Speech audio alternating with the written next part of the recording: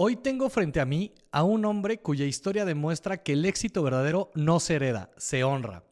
Un hombre que creció viendo a su padre desarrollar una escuela que comenzó con solo 8 alumnos y que años después tomó ese sueño entre sus manos para convertirlo en una institución viva, vibrante y con más de 800 estudiantes que hoy encuentran ahí parte de su rumbo de vida. Pero su historia no se queda en las aulas solamente. Mi invitado también tuvo una de las responsabilidades más grandes en el país, dirigir el INEA, la institución encargada de abrirle las puertas de la educación a millones de adultos en México. Un trabajo complejo y profundamente humano que rehace vidas y que tiene un impacto que deja sin palabras. Además, es padre de 3 hijos y esposo, y desde esa trinchera ha construido no solo un legado profesional, sino también uno emocional. Uno de esos que se siembra con ejemplo, decisiones difíciles y una visión clara de lo que significa servir.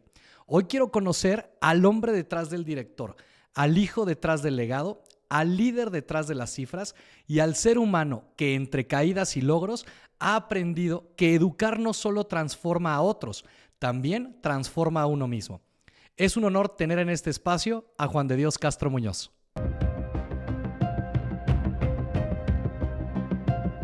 Bienvenidos a un nuevo episodio de Entre Caídas y Logros. Hoy tengo el gran honor de tener frente a mí a una persona que admiro mucho. Juan de Dios, muchísimas gracias por aceptar la invitación. Muchas gracias, Luis. Un abrazo, saludos. Oye, pues me pareció fascinante la historia que he escuchado, que me han contado y aparte que he investigado acerca de toda la carrera que has tenido en el sector educativo y aparte en el tema del INEA, que ahorita vamos a tocar más adelante ese tema. Pero tu papá, muy joven, comenzó con un propósito y una trayectoria muy interesante para crear una escuela. ¿Cómo fueron esos cimientos para hacer de algo que pensaba a materializarlo? Bueno, mi papá tuvo una infancia muy difícil. Tenía un papá alcohólico, vivió en la pobreza, de niño no tenía luz, fue a la escuela descalzo. Gracias a su inteligencia y a su esfuerzo, y debo decirlo por influencia de mi abuela paterna, se metió a estudiar desde primaria y llegó lejos, tan lejos que a los 14 años funda una escuela comercial, el Instituto Comercial Mexicano. Y a los 16 funda la escuela secundaria Instituto Vasco de Quiroga. Su corta edad refleja la capacidad que tenía y efectivamente empezó con muy pocos alumnos. Y ahorita tenemos pues más de 800 alumnos, ¿verdad? Fue una historia de esfuerzo, una historia de vida, una historia de trabajo y realmente es uno de mis ídolos, mi señor padre. Ay, qué bueno. Eso está muy padre y tenerlo así de recuerdo es muy, muy interesante. ¿Y qué veías como sueño de tu papá? O sea, ¿qué era lo que quería impregnar haciendo este proyecto? Mi papá tenía 3 pasiones, Luis. La política, el derecho y la educación. Esos eran sus 3 pasiones, ¿no? Y en política tuvo una carrera pues muy robusta. Él estuvo en los 3 poderes. Él fue juez de lo familiar, él estuvo en el Poder Judicial, él fue diputado en varias ocasiones, él fue senador, estuvo en el Poder Legislativo y estuvo en el Ejecutivo, ¿verdad? Él fue consejero jurídico del presidente de la República. Y desde chicos a nosotros nos inculcó el trabajo, el esfuerzo, la disciplina. La verdad es que yo tuve un papá muy duro y yo la verdad es que le agradezco mucho porque fue una de las etapas que al principio la sufrí en la infancia, en la adolescencia, pero ya después me sirvió pues bastante, ¿no? Me formó. Qué interesante. ¿Y en qué momento sientes que este legado pasa a formar parte de tu vida? Mira, yo entré a la escuela como prefecto a trabajar cuando tenía 19 años. Yo empecé a estudiar la carrera y empecé a trabajar. Estudiaba y trabajaba. Y realmente yo empecé de chofer de una mueblería. Tengo muy presente que en un 24 de diciembre me equivoqué al entregar los muebles. Dejé una sala donde era un comedor y al revés. Entonces tuve que regresarme. Yo también trabajé muy chavo, cosa que no me arrepiento, al contrario, lo recomiendo. Y mi papá siempre para mí fue un ejemplo de trabajo, ¿verdad? Entonces para mí fue siempre pues una imagen, un modelo a seguir, mi papá. Y desde chavo empecé a trabajar y luego mi papá me dice, vente a la escuela. Empiezo de prefecto a los 19 años. Y luego después de prefecto me mete a estudiar matemáticas. Yo ya estaba estudiando la licenciatura en administración, pero me meto en cursos intensivos a la normal, a estudiar matemáticas. Y así es como después de prefecto soy maestro de matemáticas. Y luego soy el encargado de control escolar, y luego soy subdirector, y luego director. A mí me tocó internar a mi papá en el hospital cuando se enferma de COVID, hace 5 años. En octubre del 2020. Y cuando lo dejo en el hospital, él me dice, te encargo mucho la escuela. Y pues me siento con esa responsabilidad. Él fallece en noviembre, un mes después de que lo internamos. Y ahorita, bueno, la escuela queda en manos de la familia, la dueña es mi mamá. Gracias a Dios mis hermanos pues me han seguido teniendo la confianza de estar yo en la dirección. Y bueno, a mí me encantaría mucho que mi papá viera todo lo que hemos hecho, ¿no? Porque hemos logrado muchas cosas. Y así es como entro, Luise. Entro por una invitación más que nada forzada. Yo me casé muy chavo. Me casé a los 19. Eso no lo recomiendo. Pero tiene sus ventajas y sus desventajas, ¿no? Una de las ventajas es que empiezas muy pronto y terminas muy pronto. Soy abuelo de unos nietos maravillosos. Tengo 4 nietos maravillosos.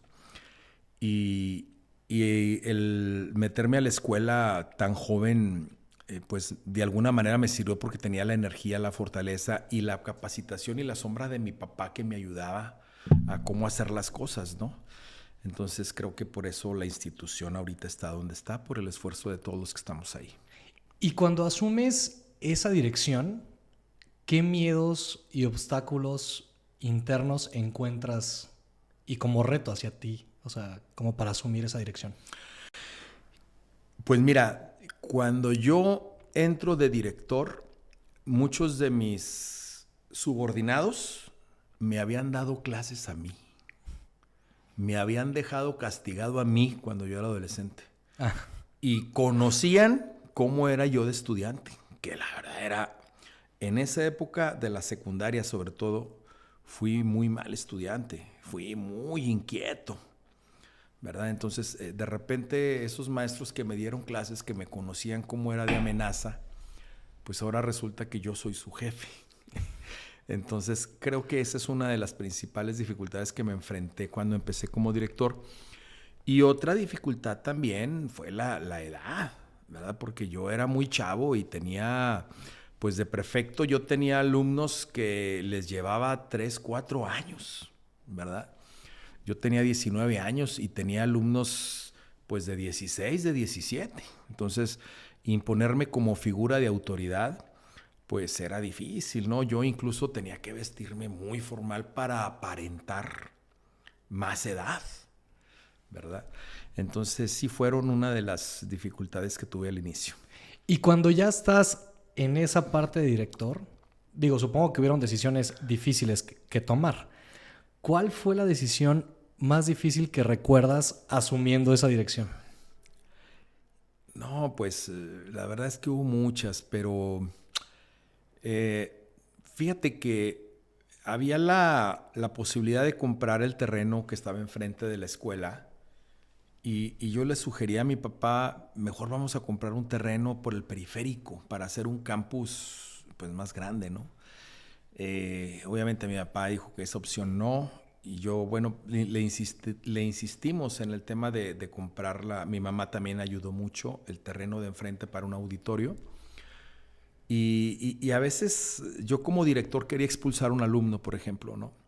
Y mi papá me decía, no, aunque yo era el director, pues él era el dueño, ¿verdad? Entonces, a veces teníamos esa diferencia de criterios, pero pues él mandaba todavía porque él era el dueño, ¿verdad? Y yo era pues ahora sí que el gerente, como quien dice, el director. Pero en términos generales creo que eran decisiones normales de la gestión escolar. Y bueno, gracias a Dios los indicadores cuando estaba mi papá siempre fueron buenos y ahora que ya no está, siguen siendo buenos. Entonces creo que mi papá nos dejó un buen camino a seguir. ¿Y qué tanto creen que han impactado a su comunidad? No, bastante, bastante. Ahorita somos una de las escuelas más numerosas de La Laguna y una de las características que nos distingue es pues nuestra excelencia educativa, que se puede acreditar con datos duros, ¿verdad?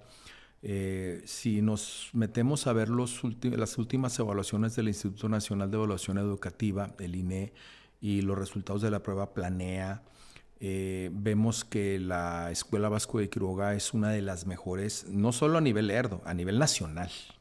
O sea, te doy un ejemplo. En la última evaluación que nos aplicó a nivel nacional a todas las escuelas del país, en la prueba de matemáticas solamente el 3% de los alumnos reprobó, cuando a nivel nacional el promedio es 60%. Wow. O sea, nosotros el 3%.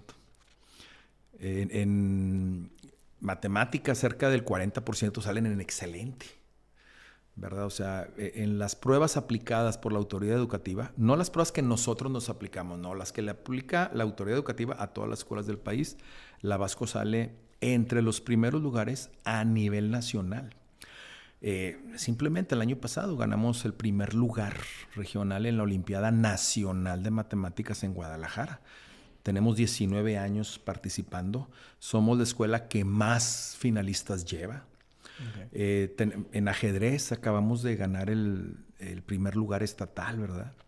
Y tenemos otros indicadores que nos ponen a la vanguardia. Somos la única escuela en la comarca lagunera que tiene un convenio de intercambio estudiantil internacional con el Colegio San Josep en Plouscat, en el norte de Francia. Este es nuestro tercer año. Entonces, este intercambio internacional pues, nos indica que tenemos un buen nivel de idiomas, ¿verdad? Somos la única escuela que tiene un centro de idiomas. Somos sede para aplicar el examen APTIS. Tenemos convenio con la Universidad de Cambridge, en Inglaterra. Nuestros exámenes de admisión de inglés, de ubicación, no los hacemos nosotros. Los hace la Universidad de Oxford. Entonces, yo le entrego al papá, así está el nivel de inglés de tu hijo, y no lo dice la Vasco, lo dice la Universidad de Oxford, porque tenemos convenio con ellos, ¿verdad?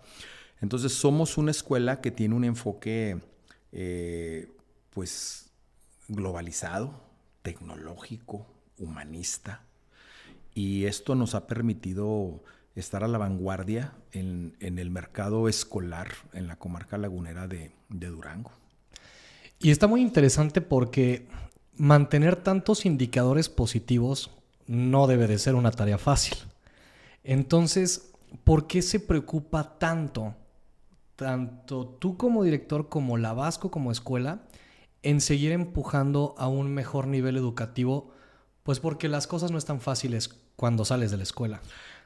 Entonces, ¿qué es lo que hacen ustedes? O sea, ¿por qué están tan preocupados por eso? Yo creo que porque ese fue precisamente el legado que en el marco educativo nos dejó mi papá. Pero también porque es nuestra misión y somos una institución con compromiso social.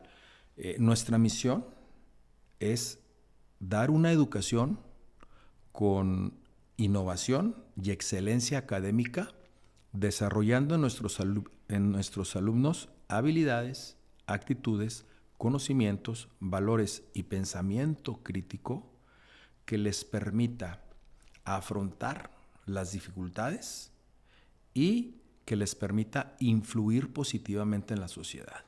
Esa es nuestra misión. Y somos 106 colaboradores involucrados en esta misión. Y nosotros aplicamos encuestas a los maestros y nosotros cada mes tenemos junta con padres de familia. Y una de nuestras características que a muchas personas les parece esto anticuado es que nosotros tenemos un sistema de consecuencias. En nuestros tiempos les llamaban castigos, ¿verdad? Porque ahora la moda es, no, ¿cómo? Eso de los castigos ya quedó en el pasado. No, vamos a cambiarle el nombre. No son castigos, son consecuencias. Si el alumno llega tarde, se queda a la salida con trabajo académico. Si falta, se queda a la salida con trabajo académico. Si no hizo la tarea, se queda a la salida con trabajo académico. Si cometió alguna indisciplina, se queda a la salida con trabajo académico. Porque para mí, Luis C., el principal problema de México es que se ha impulsado una idea generalizada de los derechos infinitos. O sea, todo el mundo tiene derechos.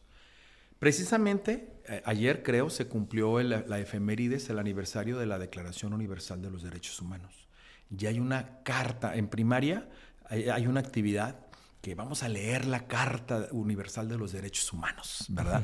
Y los niños se la llevan a los papás para que la firmen. Y nadie habla de las obligaciones.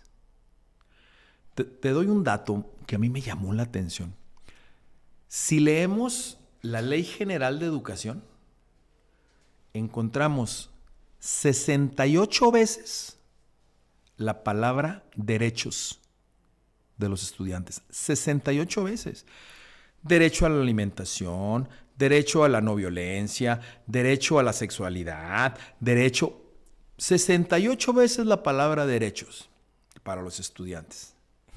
¿Sabes cuántas veces aparece la palabra deberes o la palabra obligaciones? Quiero suponer que muy pocas. 0. Sí. Wow. 0. O sea, se ha permeado en la sociedad esta idea y desde los chicos, se creen con derecho a todo. Nosotros hacemos una actividad muy importante cuando entran a la secundaria y les pedimos, a ver, hazme una lista de todo lo que tú recibes. Al chiquillo de primero de secundaria, ¿no? Y empieza. Pues, desayuno, comida, cena, ropa, casa, tiene servicio de lavado, tiene servicio de planchado, a veces hasta tiene servicio de chofer porque lo llevan en carro a la escuela, tiene dinero, tiene celular, tiene internet, tiene luz, agua caliente, Claro. tiene... Y hacemos la lista, son como 19, 20 cosas que el alumno recibe. Y luego le decimos, en esta otra lista, anótame lo que tú das. Órale, qué interesante. Y el chico se queda así como que, afecto. Pues sí, ¿y qué más? Entonces, hay esta idea, porque los chicos creen que tienen ese derecho y, oye, la obligación. Entonces, es muy importante que los chicos sepan que si tienen eso es porque sus papás cumplen con sus obligaciones. O sea, ¿por qué un alumno tiene comida en su mesa? ¿Por qué un alumno tiene ropa? ¿Por qué un alumno tiene internet, tiene teléfono? ¿Por qué un alumno? Porque sus papás cumplen con su obligación. Y él tiene que cumplir con la obligación de estudiar y también de hacer deberes. Oye, no es posible que haya alumnos que no tiendan su cama. Y no creas, esta filosofía educativa de la consecuencia, de la formación rigurosa, de la cultura del esfuerzo, de la responsabilidad, de la puntualidad, de la exigencia, esto a muchos papás tampoco a veces les gusta, ¿verdad? Porque, oiga, pues llegó tarde 2 minutos, no me lo deje. No, espérame, pues, ¿cómo que no? O sea, necesitamos que fomentar en los alumnos los hábitos, y los hábitos se forman precisamente con el esfuerzo cotidiano, ¿verdad? Entonces, esta filosofía de vida es la que ha precisamente hecho que nosotros, pues ya llevamos 2 años rechazando alumnos al final de agosto porque ya no hay lugares, ¿verdad? y esperemos seguir con esta filosofía y con estos buenos resultados. Qué padre y felicidades por ese crecimiento. Y, por ejemplo, en este análisis de escuelas públicas y escuelas privadas, ¿sigue viendo que hay una brecha todavía muy grande? ¿Por qué le digo esto? Porque quiero citar un dato de la SEP que dice que en el ciclo escolar 2024-2025, el total de escuelas registradas en México, de todos los niveles, es de 262,351 escuelas. De ese total, 220,000 son escuelas públicas y 42,000 son privadas.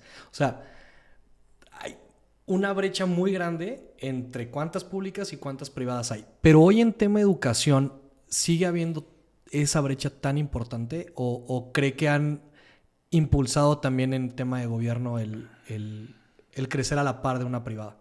Sí, bueno, en cantidad, efectivamente, de las 260 y tantas mil escuelas, el 90% son públicas, ¿no?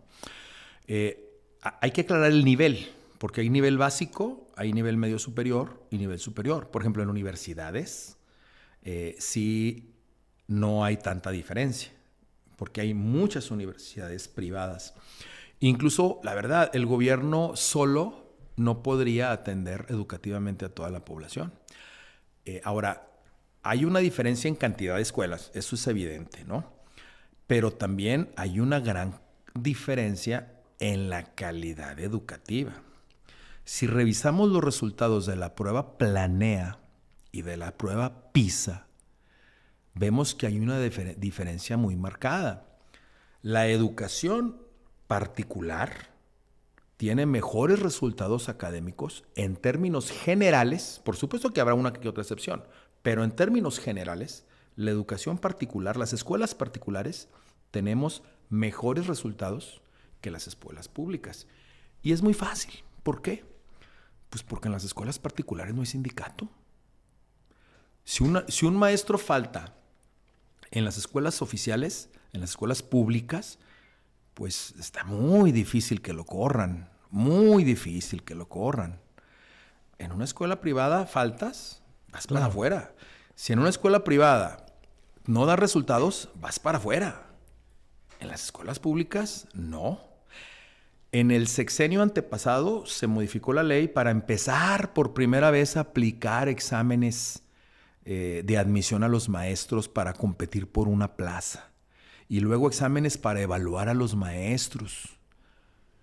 Lamentablemente llegó el sexenio anterior y quitó esa reforma. Entonces, otra vez se le regresó el poder al sindicato.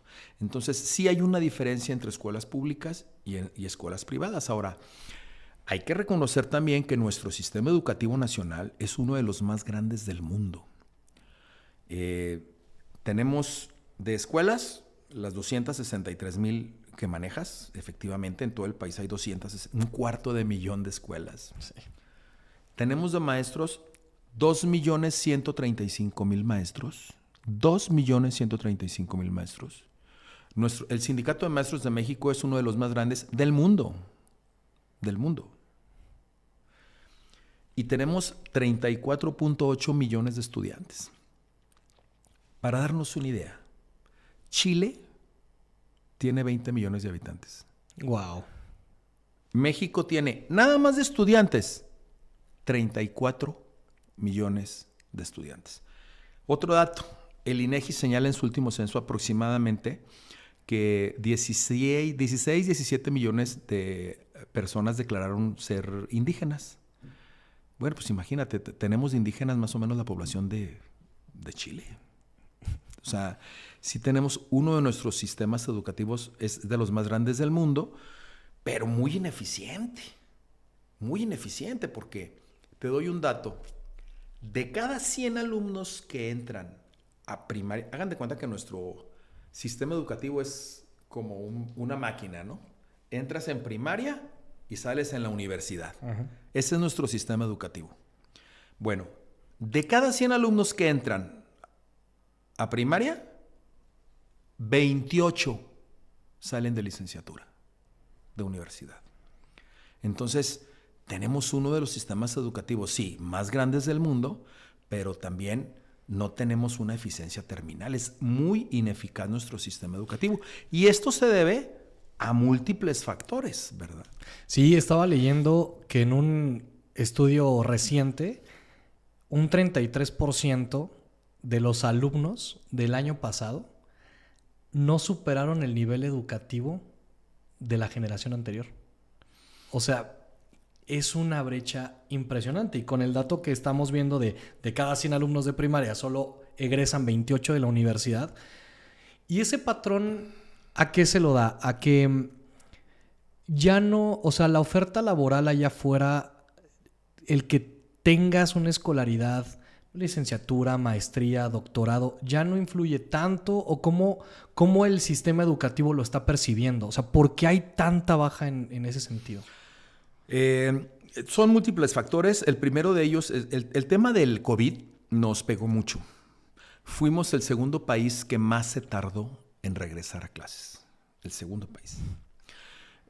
Otro tema muy importante tiene que ver con que no hay esa capacidad de atención en calidad por parte de los maestros, y a veces eso no marca la diferencia a la hora de encontrar un empleo. Hay que recordar, Luise, que la educación es un derecho de los llamados derechos bisagra. ¿A qué me refiero con derecho bisagra? Que ese derecho de la educación es una llave que te abre la puerta para, por ejemplo, el tema de la salud. Una persona con mayor educación tiene una mejor condición de salud porque tiene derecho a accesar. Claro. ¿Verdad? Una persona con educación tiene mayor grado de empleabilidad, de conseguir un mejor trabajo. Pero hablemos del rezago educativo, lo que decías ahorita, ¿no? ¿El rezago educativo qué es? Es la condición de que no sabes leer o escribir, no tienes la primaria o no tienes la secundaria. ¿Sí? Ese es el rezago educativo. ¿Cómo está el panorama del rezago educativo en México? Bueno, tenemos 4.1 millones de analfabetas. Compáralo con la población de Chile, ¿verdad? O sea, estamos hablando que es el 20% de la población de Chile. Nosotros tenemos nomás de analfabetas, ¿eh? Tenemos 7.5 millones de mexicanos que no terminaron la primaria. Y tenemos 15.8 millones que no terminaron la secundaria. O sea, tenemos 27 millones de mexicanos, 27 millones de mexicanos, más de la población de Chile, que no tienen la educación básica. Entonces, ¿cómo insertar a esos 27 millones en un mercado laboral con sueldos competitivos si no tienen la educación básica? Y el problema es que ese rezago, dijeras, no, es que es de hace muchos años, que no, se sigue incrementando el rezago. Mucha gente va saliendo lo que hablábamos ahorita. El sexenio pasado, siempre cada sexenio aumentaba la matrícula. Había más alumnos. Por primera vez en la historia del país, el sexenio pasado, ocurrió el fenómeno contrario. Hubo 1.400.000 alumnos menos. ¿Por qué? Porque no hay ese afán del gobierno de poner escuelas, no, prefieren gastarse el dinero repartiéndoselo a la gente. Ya no ponen tantas escuelas, ya no ponen tantos hospitales, prefieren regalarle el dinero a la gente, ¿verdad? Porque es lo que les da votos. Sí, la verdad es que sí. Pero hablando justo de el número de escuelas que hay hoy en día y analizando los alumnos que todavía faltan por graduarse, etcétera, ¿cree que siguen faltando más escuelas privadas para cubrir de mejor manera este número de alumnos que no quieren estudiar o que están indecisos o que no encuentran una opción en una escuela pública? O sea, ¿cree que es importante seguir creando más escuelas para este tema? Yo creo que el problema es de planeación. Creo que habrá falta más escuelas, por supuesto, en algunas zonas del país. Pero en otras zonas del país ya andan sobrando, ¿eh? Claro. Incluso por la curva poblacional, demográfica, pues obviamente nos estamos haciendo un país viejo. Entonces, ya las escuelas que antes tenían 40 alumnos por salón, ya ahorita tienen 30, o ya algunas están cerrando. pero quizá en otros estados hay necesidad de poner más escuelas. Yo creo que más que la cantidad de escuelas, yo creo que el principal problema de México es la cantidad, la calidad de las escuelas. Porque, mira, tenemos muchas escuelas que son multigrado. Son cerca de, creo que son como 20 y tantas mil escuelas multigrado, que es aquellas en donde un solo maestro da clases a diferentes grados, porque no hay maestros. Son escuelas que están en las zonas, pues allá en rurales, en los ranchos, en la periferia, donde no hay maestros. Y por el contrario, también tenemos un fenómeno en donde se está gastando el dinero muy mal, ¿no? Hay muchos maestros que se le llaman comisionados, maestros que cobran y no trabajan como maestros, porque el sindicato los comisionó y les dio permiso. Y por otro lado tenemos miles de escuelas que nada más tienen un maestro dando los seis grados de primaria. Aquí en Gómez, no creas que en la Selva Lacandona. No. Aquí en Gómez, aquí en Lerdo, hay escuelas multigrado donde una sola maestra está atendiendo 39 niños, dando primero de primaria, segundo de primaria, tercero de primaria, da todos los grados, porque no hay maestros. No. Entonces, imagínate qué injusto, ¿no? Y por el otro lado, maestros comisionados que cobran y no trabajan, ¿verdad?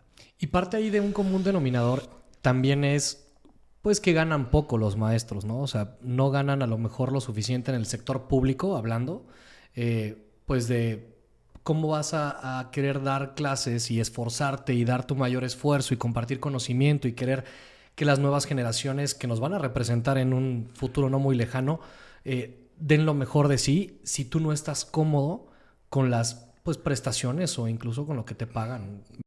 Yo voy a dar un dato. Sí creo que hay que mejorar el sueldo de los maestros, pero en términos generales, el sector público paga mejor a los maestros que el sector privado. Wow, eso no sabía. Sí, o sea, por eso son tan apreciadas y tan peleadas las plazas del gobierno. Oye, ¿y luego cómo te jubilas? Y luego en el sector público tienes derecho a un año sabático, o sea, un año sin trabajar para que te prepares y pagado. O sea, tienes derecho a no sé cuántos días económicos, o sea, puedes faltar y te pagan. Y ya no hay esa evaluación que antes se hacía, ¿verdad? Entonces, sí, el sector público a nivel maestros, generalmente, en los términos generales, se paga mejor en el gobierno. Pues imagínate una plaza de Pemex, ¿quién no la quiere? ¿No? Una plaza en el Seguro Social, ¿quién no la quiere? Una plaza en el gobierno, cualquiera la quiere. Pero son muchos los maestros que no están preparados para ejercer la docencia y les dan chance por presiones del sindicato, por cuestión política. Simplemente vemos a la coordinadora cada año marchando, tomando, y están los maestros, ¿verdad? 20 días dejando a los niños sin clase, 20 días dejando a los niños sin clase y presionando para que les den más plazas. Y el gobierno se las da. Entonces dices, pues, ¿cómo vamos a tener calidad con esa politización de la educación, ¿no? Y luego también desde el sexenio pasado se hizo una ideologización de la educación muy lamentable. Te doy un dato. Si tú revisas los planes de estudio 2022 de educación básica, dice, las escuelas no les corresponde preparar profesionalmente a las personas para el mercado laboral. Oye, espérame, una de las funciones de la escuela es preparar a las personas para el mercado laboral. Bueno, los planes de estudio 2022 dice textualmente que no. Entonces, ¿cómo quieres que compitamos en la economía mundial contra Corea, contra los países que nos rebasaron? O sea, Corea, y conozco un poco de Corea porque en el INEA ganamos el premio internacional Rey Sejong que patrocinaba Corea y me tocó hablar con el ministro de Educación de Corea. Y Corea hace 20 años estaba peor que México. O sea, el Producto Interno Bruto per cápita de Corea hace 20 años era más abajo que el de México. Y nos rebasaron. Entonces, oye, ¿cómo es posible que países que estaban mucho más abajo que México ya nos rebasaron? Precisamente por eso, porque se quitó la calidad de la educación y la exigencia y el esfuerzo y la competitividad. Simplemente acaban de quitar ya el tema de los exámenes de admisión para ir a la preparatoria en la zona conurbada de México. Entonces, ahorita, antes sacabas buen promedio, tú escogías la prepa, ¿verdad? El gobierno acaba de quitar eso. No, ya no. Ya ahora va a ser por sorteo. Les encantan los sorteos. Antes, para tener una beca, tenías que tener buen promedio. Ahora no. Ahora es becas para todos. Claro, bajan la calidad, suben los votos. Por eso lo hacen. Ya no les interesa la calidad de educación. No, hay que darle beca a todos. Oye, ¿y el promedio? No importa, a todos. Entonces, esa universalidad de derechos que te decía, de derechos infinitos, ¿no? Y ahora ya los estudiantes de preparatoria ya a veces paran hacen paro. ¿Por qué? Porque no ha llegado la beca. Oye, un alumno de promedio 5 va a recibir lo mismo que un alumno de promedio 10. Esa es la mentalidad que estamos sembrando en los jóvenes. No importa tu promedio, no importa si le echas ganas, te vamos a dar tu dinero. Pues por eso estamos como estamos, ¿no? Sí, y justo quiero indagar un poco en el paso que tuviste en el INEA, porque me parece muy interesante, primero que nada, lo que representa. Para quien no sepa qué significa INEA, es el Instituto Nacional para la Educación de los Adultos. Es correcto. Y de cuando estuviste ahí, que vaya que viajaste muchísimo y conociste diferentes organismos internacionales y a la par muchas culturas diferentes, que ahí me gustaría que nos compartieras 3, 4 datos que pudiéramos adoptar como mexicanos, pues para tener un mejor desarrollo. Y la otra es, ya me contestaste un poco esta parte de que ha sido negativo o ha sido un poco en retroceso, pero ¿se ha mejorado en algo? O sea, ¿hemos tenido también mejoras en el sistema educativo mexicano? ¿O sí seguimos todavía muy rezagado de cuando tú estuviste como director del INEA? Fíjate que no tuve la precaución de ver ahorita, a este tiempo, los logros del INEA actual. Sé que bajaron mucho, pero porque hubo un recorte de recursos tremendo. Entonces creo que sí han bajado los números. Pero sí hay un retroceso. Voy a seguir hablando de la educación en México en términos generales. El último dato que te voy a dar es el de la prueba PISA. La prueba PISA se aplica a 80 países, 40 y tantos de ellos de la OCDE, México entre ellos. Los últimos resultados de la última prueba PISA 2024 señalan 2 datos escalofriantes. Primer dato, 2 de cada 3 estudiantes de 15 años no saben resolver una operación aritmética básica.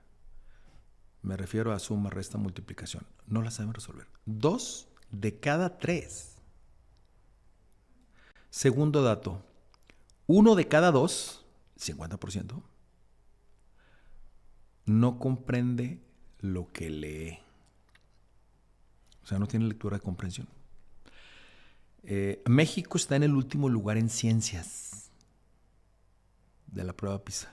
Estamos en tercer lugar. En el de abajo para arriba, estamos en el antepenúltimo en matemáticas. O sea, retrocedimos. ¿Y por qué retrocedimos? Precisamente. Ahora, ¿qué hizo el sexenio anterior cuando veía que las mediciones que daba el Instituto de Evaluación Educativa eran terribles? Oye, el Instituto de Educación Educativa era un instituto autónomo, era el que medía la educación. ¿Qué hizo el gobierno? Cerró el Instituto de Evaluación. Ya desapareció el Instituto de Evaluación Educativa. ¿Qué más hizo? Desapareció en primaria el libro de matemáticas. ¿Qué más hizo? Antes se daban 5 horas de matemáticas a la semana, ahora se dan 4. O sea, disminuyó el número de horas. Entonces, sí hemos retrocedido. No veo yo que hay algo bueno, lamentablemente. Claro que se tiene que hacer porque para eso está el gobierno, pero en todos los indicadores por donde lo veas, hemos retrocedido. Claro, si me dices becas entregadas, no, pues en becas entregadas, uy, ahí sí, pero pues con ese criterio, ¿no? Beca para todos.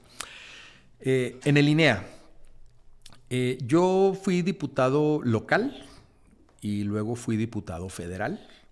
Cuando estoy por terminar mi gestión como diputado federal, el presidente Felipe Calderón tiene a bien nombrarme director general del Instituto Nacional de Educación para los Adultos, que tiene como función, su principal misión es atender el rezago educativo, o sea, alfabetizar, dar educación primaria y educación secundaria a mayores de 15 años. Entonces, para que te des una idea, entrando al tema de alfabetización, cuando yo entro al INEA en 2009, lo primero que me entero es que acaban de matar a 2 de mis colaboradores que iban a pagar a los alfabetizadores de la sierra. Porque pues son varios cientos de millones de pesos que se usan para pagar a los... En el INEA no se llaman maestros. Los instructores se llaman asesores, no son maestros, son asesores. Y no son maestros salidos de la normal, son personas que están preparados para ayudar a alguien a enseñar a leer y escribir. ¿Y por qué el término asesor? Porque asesoran al alumno, porque como es un adulto, incluso hay asesores, por ejemplo, de 20 años que le dan clases a un señor de 40. ¿Sí me explico? No se usa la palabra maestro, son instructores, claro, o asesores. Entonces, fue uno de los casos que a mí, ¿cómo que mataron a...? Sí, porque, pues imagínate, con varios cientos de miles de pesos te subes a la sierra a pagarle a los alfabetizadores de la sierra. Pues lo matan y le quitan el dinero, ¿no? Afortunadamente logramos que el pago ya se hiciera por Telecom y ya no se hacía en físico. Eso eliminó, gracias a Dios, las muertes de personas que iban a pagar, ¿no? Entonces, una de las características del analfabetismo, Luise, es que la gran parte de los analfabetas en México que quedan son indígenas y son personas muy grandes. Entonces, en México hay más de 250 variables lingüísticas. Entonces, oye, ¿cómo alfabetizar? Te doy un dato, el aguacateco. El aguacateco es una lengua que acaba de desaparecer hace poco. Quedaban pocos hablantes. Entonces, ¿cómo alfabetizas? Quedan 80 personas que hablan aguacateco, todas mayores de 60 años. A ver, ¿con qué libros vas a alfabetizar? Porque una de las características de las lenguas indígenas es que son ágrafas. ¿Qué significa ágrafas? Pues que los indígenas de antes, los originales, no escribían, nada más hablaban. ¿Y cómo enseñar a leer y escribir a un indígena si su lengua es ágrafa? Entonces, el gran trabajo que hizo el INEA desde su creación fue precisamente el hacer escrita cada una de las lenguas indígenas. Cuando yo llegué en 2009, manejábamos libros en 31 lenguas. Cuando yo me fui eran 51, o sea, casi las doblamos. Pero volvemos a lo mismo, hay lenguas que están en extinción. La gran mayoría de las lenguas indígenas están en extinción. Solamente hay 3 lenguas, me parece, que están en crecimiento, que es el náhuatl, el maya y el tzotzil. La mayoría de las lenguas van perdiendo hablantes, entonces tienden a desaparecer por un fenómeno natural. Los indígenas se quieren integrar al mundo hispanohablante. Ya los jóvenes indígenas, los adolescentes de los hijos de los indígenas, ya muchos, oye, espérame, yo ya no hablo mi lengua porque ¿con quién lo hablo? Claro. Si yo puro viejito. ¿Sí me explico? Entonces ya son hispanohablantes.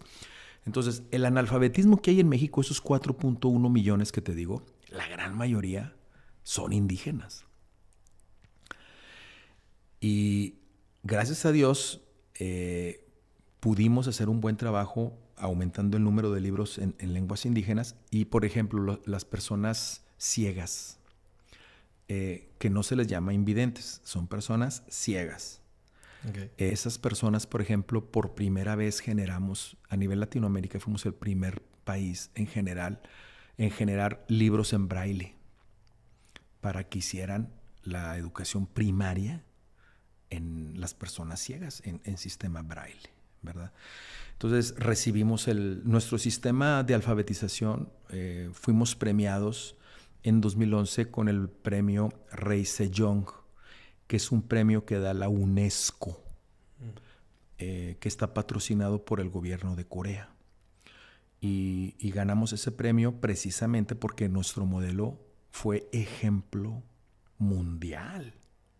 Venían países a ver nuestro modelo. ¿Y qué diferenciador tenían para que voltearan a vernos? Primero, en la mayoría de los países del mundo no hay INEA. Okay. No hay INEA.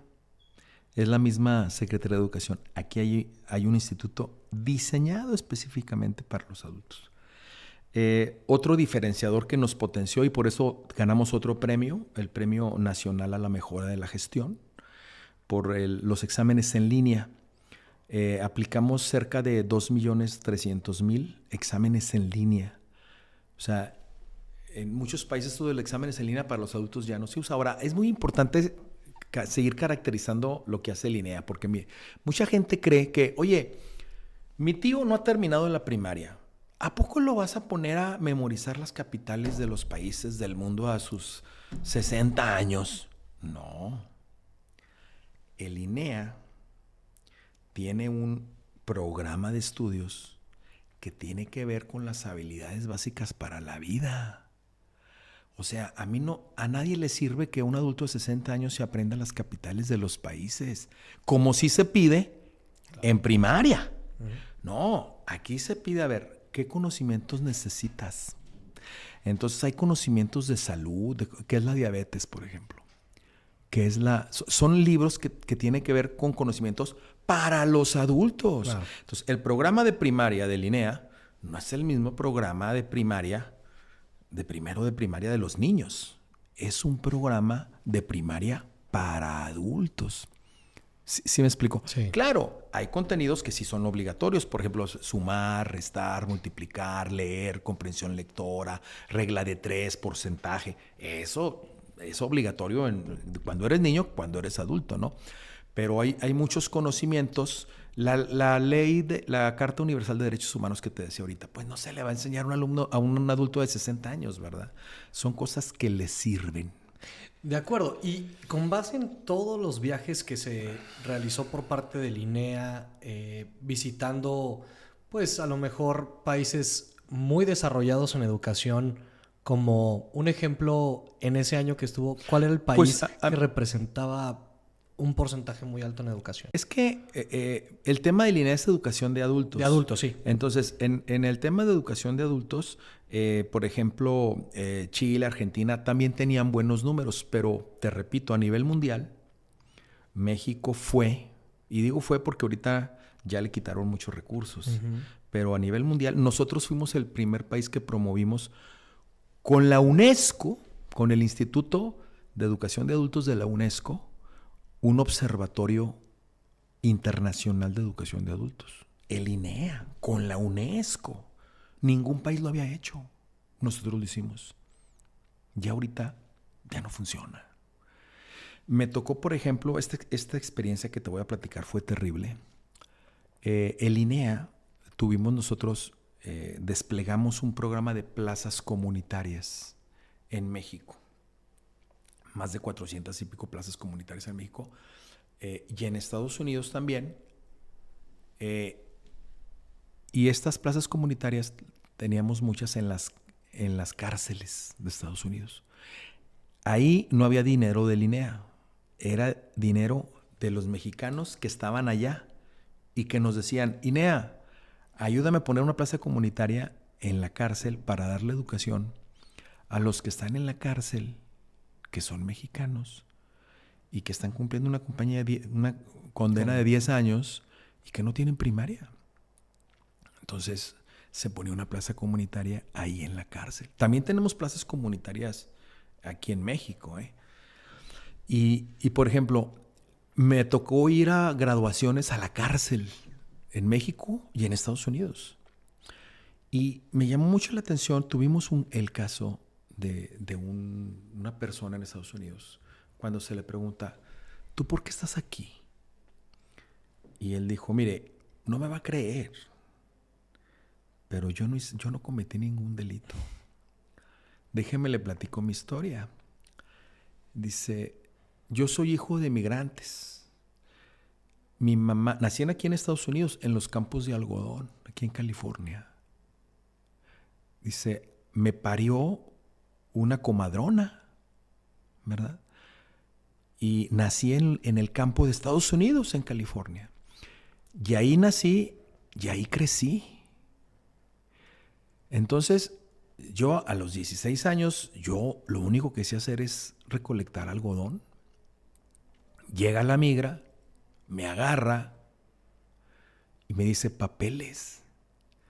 Pues mis papás eran indocumentados, no sabían leer ni escribir, yo no tenía papeles.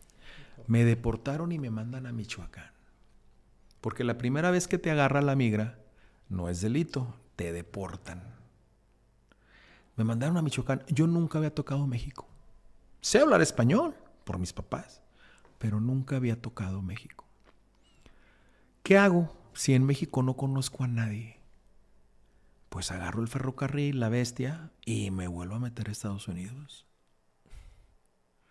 Cuando me agarran por segunda vez, ya es delito, 5 años. Y en ese momento lo conoció. Y ahí estaba en la cárcel cumpliendo su condena de 5 años, y ahí terminó su primaria con el INEA. Porque hablaba español. Y después, digo, esto es como un dato... sí, es un particular, pero te doy un dato. Nosotros atendimos a cerca de 30,000 personas en Estados Unidos en cárceles de 54 nacionalidades distintas. Wow. O sea, no nada más mexicanos. Si un guatemalteco quería, adelante, es plaza comunitaria. Y al INEA no le costaba un 5 porque era subrogado por los clubs de migrantes mexicanos de allá y los clubs de guatemaltecos de allá. El INEA nomás ponía la tecnología. Como es todo en línea, te aplico exámenes en línea, etc. Entonces, son experiencias pues tremendas, ¿no? Sí, que marcan vidas. Sí, otra, platicando yo con un funcionario de educación de China, por ejemplo, cuando me tocó ir a China, a mí siempre me llamó mucho la atención la cantidad de abortos que había en China, ¿no? Y preguntándole, ¿por qué China tiene tanta cantidad de abortos? Dice, es que sí, porque había una cuota de un hijo por matrimonio. Pero si sale mujer, te damos chance de que tengas 2. Pero si sale hombre, ya no puedes tener más. Entonces, la proporción hombres contra mujeres está tremenda ahí. Hay muchos hombres. Casi no hay mujeres en China, ¿no? Precisamente por esta... Ya India lo rebasó. Porque China tuvo controles. China tiene 1,350 millones de habitantes. 1,350 millones. India ya llegó a 1,400 y pico millones. Qué locura. Sí, entonces... Esta situación de los abortos en China me decía, es que no tenemos alimentos para todos. Se nos van a morir de hambre cuando tengan 13, 14 años. Pues mejor abortarlos. Wow. Porque si no se mueren de hambre, ¿qué prefiere? ¿Que se mueran de hambre o de una vez abortarlos? ¿Usted qué haría? Y yo me quedé callado. Claro, qué pregunta. Porque o sea, te das cuenta de la gran cantidad de problemas que hay cuando tienes un país tan grande, ¿verdad? Entonces, pues sí, definitivamente la educación impacta, ¿no? Y ahí en este tema del INEA, si tuviera que volver a traer un aprendizaje que no se haya aplicado desde que dejó de ser director del INEA, ¿qué implementaría para la educación de los adultos? O sea, ¿qué vio cuando fue director del INEA que no se implementó y que podrías decir, esto serviría hoy en día? Yo creo que potenciar las innovaciones que hicimos y creo que pudiéramos también empezar a dar preparatoria, bachillerato. O sea, no nada más alfabetizar, primaria, secundaria, también dar preparatoria. Porque la preparatoria es un factor que te vincula más con el mercado laboral. Ahora, creo que también el tema de la educación técnica se ha visto muy subvaluada en México. No hay una buena opinión de la educación técnica. El tema de terminar una licenciatura y una ingeniería se ha vuelto aspiracional y tiene sus razones. Una persona con universidad gana más dinero en términos generales que una persona que no tiene universidad. Pero también en muchos países se ha potenciado mucho esto de la carrera técnica y aquí en México no. Te doy un dato. En 2005 había 5 millones de universitarios. 2005, 5 millones. Ahorita, en 2023, ya hay 21 millones. O sea, de 5 creció a 21 millones de universitarios, ¿no? Ahora, carrera técnica. En 2005 había 4 millones estudiando una carrera técnica. En 2023, 3.5 millones. ¿Y ese es el último censo? Es 2023. Son datos 2023. Incluso Valeria Moy, en el Universal, hace un análisis precisamente de esto que estoy hablando. Y la educación técnica tiene una capacidad de que estudias poco y ya trabajas. Sí, por eso yo creo que no está tan bien visto por algunos y por otros sí, ¿no? Es correcto, pero lamentablemente ya muchas escuelas que ofrecían carreras técnicas ya han cerrado puertas, muchas escuelas, porque no hay alumnos y no hay alumnos porque no le ven. Y no hay esta vinculación como la hay en otros países de la escuela técnica con la industria, ¿verdad? Aquí los planes y programas de estudio lamentablemente dejan mucho que desear, Luis. Están muy deficientes. Lamentablemente han ideologizado la educación. Te doy un dato. Antes, la materia de estudio en preparatoria se llamaba historia. Vamos a estudiar historia. Ahora no. Ahora ya no se llama historia. Ahora ya se llama conciencia histórica durante el expansionismo capitalista. O sea, ya le metieron este enfoque socialista que quieren imponer en los estudiantes. ¿Sí me explico? Sí. Entonces, le bajaron horas a matemáticas, le bajaron horas a física, le bajaron horas a química. El inglés también lo han estado minimizando. Cuando es lo que te da competitividad, es lo que te permite conseguir un trabajo y un trabajo bien remunerado, ¿verdad?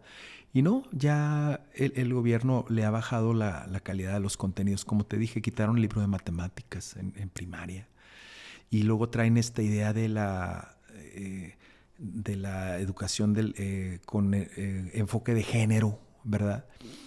Ya en los mismos planes de estudios ya el enfoque care de los niños que no son niñas, ni niños, ni eso de todes.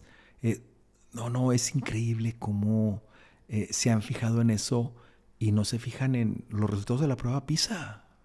Oye, tenemos que mejorar en matemáticas, tenemos que mejorar en ciencias para que salgan mejores preparados y tengan un buen trabajo.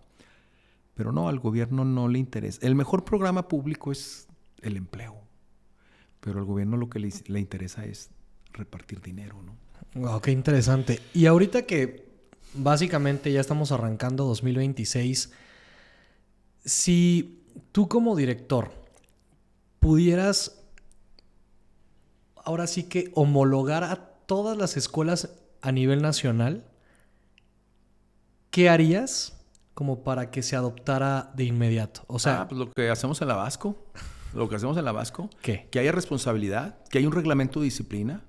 Un reglamento de disciplina precisamente que ponga consecuencias a los alumnos, ¿verdad?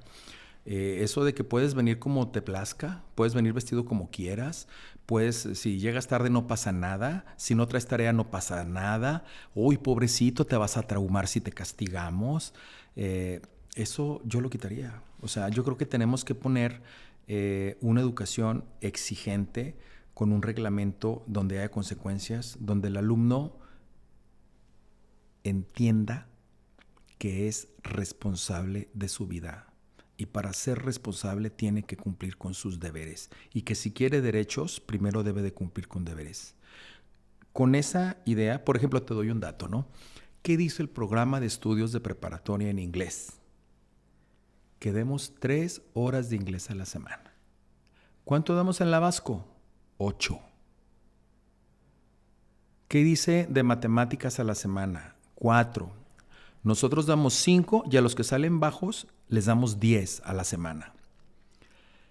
Entonces, yo creo que hace falta eso, exigencia, esfuerzo, disciplina. Si ponemos esos ingredientes a la educación pública, como lo hizo Corea, como lo hizo Singapur, como lo hicieron los países orientales, eso lo hicieron. Japón estaba en la guerra mundial, después de la guerra mundial, Japón estaba peor que nosotros, ya nos rebasó. Por eso, por exigencia, por esfuerzo, con compromiso. Aquí no. Aquí es, uy, pobrecito, no, lo vas a traumar. No. Yo creo que hay 2 enfoques, ¿no? El enfoque de muchos derechos y el enfoque oriental. Por eso los países orientales ahorita son los que ganan la prueba PISA, por la exigencia, por el esfuerzo, por el compromiso. Y nosotros estamos con, no, todes. Qué lástima, ¿no? Y otra cosa que también me parece muy interesante que se está implementando en la escuela que diriges es este intercambio internacional, porque yo sí soy fiel creyente que el conocer tanto otra cultura como otro continente, o sea, qué mejor, ¿verdad? Sé que no todo el mundo tiene la oportunidad, pero ¿por qué?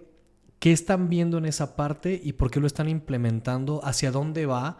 ¿Y qué es lo que quieren lograr? Porque obviamente es una mejora continua, pero esto sí tiene un impacto muy grande en la sociedad y en la comunidad en donde están. Sí. El mismo perfil de egreso te establece que tenemos que formar ciudadanos del mundo. Entonces, con este enfoque, tenemos que ser globales. Y tenemos que decirle al alumno, oye, hay otros países, hay otras culturas. Y yo sé que todas las escuelas hacen su feria internacional en donde se pone la banderita de los países y la comida y todo eso. No, nosotros vamos más allá. Nosotros tenemos, aunque solamente son pocos los alumnos que van a Francia, 3 alumnos van, 3 alumnos vienen, pero no creas, hacemos videoclases conjuntas.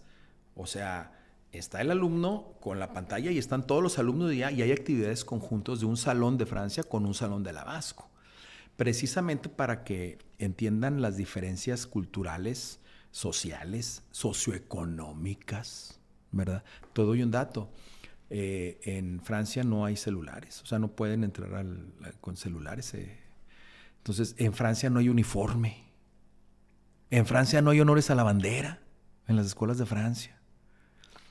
Entonces van nuestros chicos allá o vienen, por ejemplo, los chicos de Francia y ven los honores a la bandera y se quedan así como que son las Olimpiadas o qué, ¿verdad? O sea, sí, y precisamente buscamos eso, ¿no? Que los chicos pues vean más allá y que vean que podemos construir un mundo mejor, porque yo soy convencido, Luis, que para tener un mejor México, el camino es tener mejores mexicanos. Y para tener mejores mexicanos, el único camino es una educación de calidad. Y esa educación de calidad se da en la casa y en la escuela. Y a nosotros como escuela, pues nos toca dar precisamente esa educación de calidad, ¿verdad? Qué increíble y qué misión tan bonita de vida el ver que generaciones y generaciones van pasando por la Vasco y además pues el ir reencontrándose con alumnos a los que le dio clase, ¿no? Y ahora sí, que ya... muchos. Ya ves que aquí me acabo de encontrar una exalumna, ¿no? Que le di clases, muy buena, por cierto. Exacto. Tania. Y muchos de nuestros papás fueron alumnos y les di clase. Entonces ya me conocen, ¿verdad? Está muy bien. Para ir cerrando, me gustaría no dejar pasar este tema acerca de la inteligencia artificial. ¿Cómo hoy una institución educativa convive con este monstruo que se llama inteligencia artificial? ¿Cómo están evolucionando con él? ¿Y qué ventajas y desventajas notan desde donde están? Sí, nosotros estamos en proceso de aprendizaje con este tema. Mis maestros pues tienen herramientas tecnológicas, por ejemplo, lo que son planeaciones, ya todo eso ya se puede hacer con inteligencia artificial. El tema de elaboración de exámenes, por ejemplo, ya se hace inteligencia artificial. Yo acabo de publicar un libro de matemáticas, de ejercicios de matemáticas. Me apoyé mucho en inteligencia artificial para el tema de análisis de datos, para el tema, sí nos apoyamos mucho en inteligencia artificial. Creo que los alumnos también. Entonces, pues vamos a esto muy acelerado. Es un elemento importante, pero creo que no sustituye lo básico, ¿no? Creo que la vocación docente, creo que el tema de la disciplina, de la organización, de la planeación, de la integración, del control, de la calidad en el servicio, tiene mucho que ver, ¿no? El tema artístico, por ejemplo, ¿no? El tema deportivo, otra de las características diferenciales con otras instituciones en la Vasco es que el chico, cuando entra a la Vasco, tiene una gama muy amplia de actividades donde puede desarrollarse integralmente. No nada más nos interesa lo académico, que es nuestro principal carta de presentación, sino también lo artístico. El chico entra y va a música, va a baile moderno, jazz, teatro, artes gráficas, etcétera, danza folclórica. Banda de guerra, puede aprender a tocar instrumentos musicales, batería, guitarra, etcétera, ¿no? En lo deportivo tiene, aparte del ajedrez, banda de guerra, escolta, fútbol, básquetbol, voleibol. Entonces, además de que nuestras clases son clases de deportes, aparte tenemos torneos deportivos, tenemos demostraciones de talleres. Cada año tenemos 2 demostraciones de talleres en el Teatro Nazas, son más de 1,000 personas. La última fueron 1,400, llenamos el teatro, 1,400 personas viendo a los chicos. Imagínate los chicos bailar, danzar, hacer obra de teatro delante de 1,400 personas. O sea, les quitamos el pánico escénico en 1 minuto, ¿verdad? Entonces sí, es una institución, la verdad es que es muy noble, muy competitiva. Y yo tengo el honor de encabezar el esfuerzo de estos 106 colaboradores que cada día nos levantamos con el ánimo y el compromiso de construir un mejor México. Qué padre, muchas felicidades por eso. Y por último hay una pregunta que me gusta hacer mucho y es la siguiente. Juan de Dios, si tuviéramos que conocer algo que pocas personas saben, ¿qué sería, pero que ha resultado ser clave para ser la persona que eres hoy? Híjole, qué pregunta. Me lo hubieras pasado antes para pensarla. Yo creo que esto es algo positivo y negativo. Soy muy controlador. Iba a decir soy un perro. Ay, perdón, ya lo dije. Soy muy controlador. Entonces, creo que eso, por un lado, me ha ayudado mucho porque cumplo objetivos. El ser controlador te ayuda a cumplir objetivos. Por supuesto que también luego te meten muchos problemas, ¿no? Porque quieres tener todo aquí. También otra característica, creo que también es positiva y negativa, es ambivalente, es que soy muy acelerado. O sea, me gustan los resultados y me gustan ya, ¿verdad? Y quiero esto ya. Entonces, esto también te hace ser un logrador de objetivos, claro. Pero por otro lado también, híjole, batallo mucho a veces con las relaciones personales. Me genera, híjole, soy muy brusco. Sí, yo soy así medio, con un liderazgo medio autocrático, así, pero pues gracias a Dios hay buenos resultados, ¿no? Y tengo un equipo que me tolera y me quiere. Que espero, ¿verdad? No, sí. espero que me quieran. Pero eso te podría contestar, querido Luise. No, pues agradezco muchísimo el tiempo que te diste para venir al podcast. De verdad, creo que nos llevamos cosas muy interesantes y espero que nos volvamos a ver pronto para que con las implementaciones que se van a hacer en 2026 y la siguiente, pues prácticamente década de mejoras en el sistema educativo, pues nos platiques después cómo van esos intercambios, a lo mejor ya no nada más en Francia, sino ya estamos en Alemania, etcétera, y pues mucho éxito en todo y nos vemos pronto. Muchas gracias, querido Luisé. Un abrazo. Pues muchas gracias por escuchar este episodio y nos vemos en el siguiente.